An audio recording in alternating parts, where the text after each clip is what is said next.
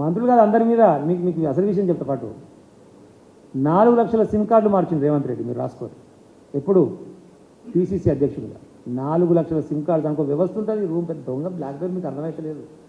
4 లక్షల సిమ్ కార్డులు పెట్టుకొని ఆ సిమ్ కార్డులతో ఎవరికి బ్లాక్మెయిల్ చేయాలి, ఎవరికి ఫోన్ చేయాలి, ఎవరిని బెదిరియాలి, సొంత పార్టీల మీద ఎట్లా ఫోన్ ట్యాపింగ్ చేయాలని చెప్పి చేసే ముఖ్యమంత్రి అయ్యే ముందర హోటల్ పెట్టుకున్నప్పుడు కూడా ఎవరికి మాట్లాడుతున్నారని చెప్పి ట్యాపింగ్ చేసినాడు వాడే. ఈ ఫోన్ ట్యాపింగ్ బ్లాక్మెయిల్ ద్వారానే ముఖ్యమంత్రి అయినాడు వాడు. అసలు సంగతి అది. వాళ్ళ నాయకులం కాదు రాదురిపోయి ఒకడొకటి మీ మీద బోర్న పడి ఏడుస్తారు పాపం. వాళ్ళ బాధలు చెప్పుకుంటారు. మీకు అదే ఇస్తారు వాళ్ళు అంత దొంగ. ఇది వాస్తవం. ఒకటే సింపుల్ లాజిక్ మనం ఆలోచన చేద్దాం.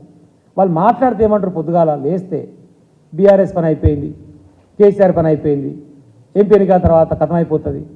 మరి అయిపోయింది కథమైపోయింది దాని గురించి పొద్దుగాల లేస్తే మరి కేసీఆర్ గురించి తప్ప ఇంకో దాని గురించి ఎందుకు మాట్లాడుతుంది మరి మనం? అయిపోయింది కదా పని నీ లెక్క ప్రకారం.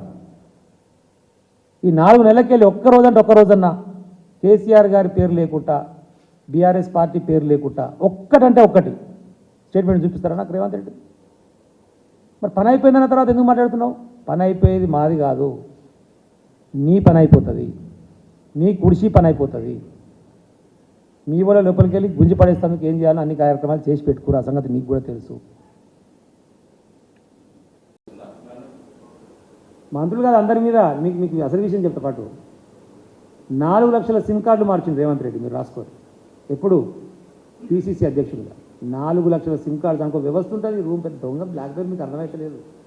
4 లక్షల సిమ్ కార్డులు పెట్టుకొని ఆ సిమ్ కార్డులతో ఎవరికి బ్లాక్మెయిల్ చేయాలి, ఎవరికి ఫోన్ చేయాలి, ఎవరిని బెదిరియాలి, సొంత పార్టీల మీద ఎట్లా ఫోన్ ట్యాపింగ్ చేయాలని చెప్పి చేసే ముఖ్యమంత్రి అయ్యే ముందర హోటల్ పెట్టుకున్నప్పుడు కూడా ఎవరికి మాట్లాడుతున్నారని చెప్పి ట్యాపింగ్ చేసినాడు వాడే. ఈ ఫోన్ ట్యాపింగ్ బ్లాక్మెయిల్ ద్వారానే ముఖ్యమంత్రి అయినాడు వాడు. అసలు సంగతి అది. వాళ్ళ నాయకులం కాదు రాదురిపోయి ఒకడొకటి మీ మీద బోర్న పడి ఏడుస్తారు పాపం. వాళ్ళ బాధలు చెప్పుకుంటారు. మీకు అదే ఇస్తారు వాళ్ళు అంత దొంగ. ఇది వాస్తవం.